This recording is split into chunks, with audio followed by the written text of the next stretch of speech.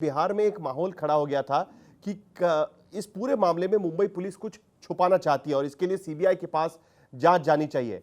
इसी के मद्देनजर अब इसके इर्द गिर्द ये पूरा बिहार का चुनाव लड़ा जाएगा, ये बात निकलकर सामने आ रही थी क्योंकि सुशांत सिंह राजपूत का मामला सबसे ज्यादा जिसे कहते हैं टॉक ऑफ द टाउन बन चुका है पूरे बिहार में। और इसीलिए माना जा रहा है कि देवेंद्र फडणवीस को भी अब वहां का जिम्मा दिया गया है।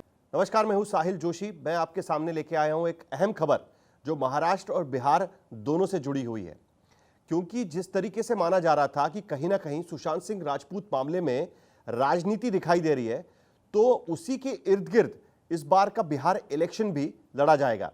और मैं ये इसलिए कह रहा हूं क्योंकि महाराष्ट्र के पूर्व मुख्यमंत्री और महाराष्ट्र विधानसभा के नेता विपक्ष बीजेपी के नेता देवेंद्र फडणवीस अब अधिकृत तौर पर बिहार के प्रभारी होंगे भारतीय जनता पार्टी के। तो भारतीय जनता पार्टी की पूरी कैंपेन वो भूपेंद्र यादव के साथ में तय करेंगे। भूपेंद्र यादव पहले से ही बिहार बीजेपी के प्रभारी है और बिहार बीजेपी का काम वो देखते हैं, लेकिन चुनाव के लिए खास देवेंद्र फडणवीस को भी उनके साथ में जोड़ा गया है। अब ये क्यों जोड़ा गया है, ये बात साफ निकल कर आती है क्योंकि जिस तरीके से बिहार में पिछले कुछ दिनों से बाढ़ की चपेट में आधा बिहार आ गया था, वहां पर काफी दिक्कतें हो रही थी। उसके साथ साथ कोविड की तैयारियों को लेकर भी लोग परेशान थे।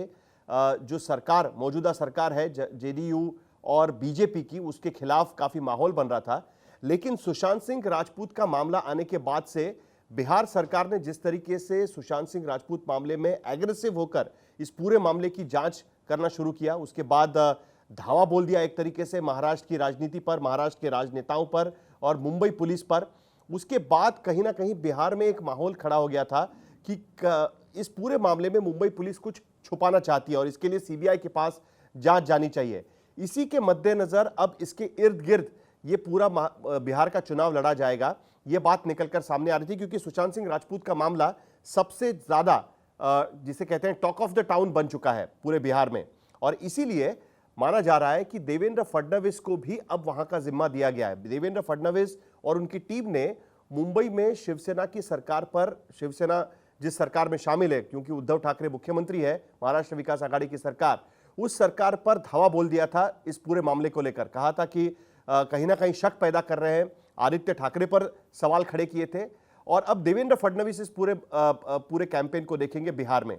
खुद देवेंद्र फडणवीस के लिए भी ये काफी अहम बात होगी क्योंकि देवेंद्र फडणवीस के पास पहली बार इस तरीके से एक नेशनल लेवल पे किसी और राज्य में कोई रिस्पॉन्सिबिलिटी उनको मिल रही है। इससे पहले जब वो महाराष्ट्र के मुख्यमंत्री थे तब दिल्ली के चुनाव हो, यूपी के चुनाव हो या गुजरात के चुनाव हो, वहां पर जाकर उन्होंने कैंपेन जरूर किया था। मध्य प्रदेश के चुनाव में भी वहां पर कैंपेन किया था, लेकिन उनका कैंपेन काफी सीमित तरीके से कैंपेन था। लेकिन इस बार पूरी जिम्मेदारी उनकी होगी और ये अभी तक अधिकृत घोषणा इसकी नहीं हुई है, लेकिन देवेंद्र फडणवीस ने बिहार की बीजेपी की कोर कमेटी की बैठक में भी हिस्सा लिया था। भूपेंद्र यादव खुद उस बैठक में मौजूद थे और महाराष्ट्र से और क्या मदद मिल सकती है बिहार के कैंपेन को, उसके बारे में भी उसमें चर्चा हुई है। खुद देवेंद्र फडणवीस इस पूरे चुनाव के वक्त वहां पर जाएंगे क्योंकि अब ये साफ हो चुका है कि बिहार के चुनाव समय पर होंगे। भले ही कोविड की स्थिति बनी रहे, लेकिन बिहार के चुनाव समय पर होने जा रहे हैं, यह बात तो साफ हो चुकी है।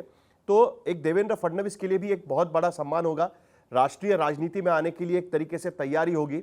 देवेंद्र फडणवीस एक उभरते नेता के रूप में देखे जाते हैं और बिहार का चुनाव अगर भारतीय जनता पार्टी का प्रदर्शन काफी बेहतर होता है तो उसका फायदा जिस तरीके से बीजेपी को बिहार में होगा, उसी तरीके से देवेंद्र फडणवीस को भी राजनीति में होगा।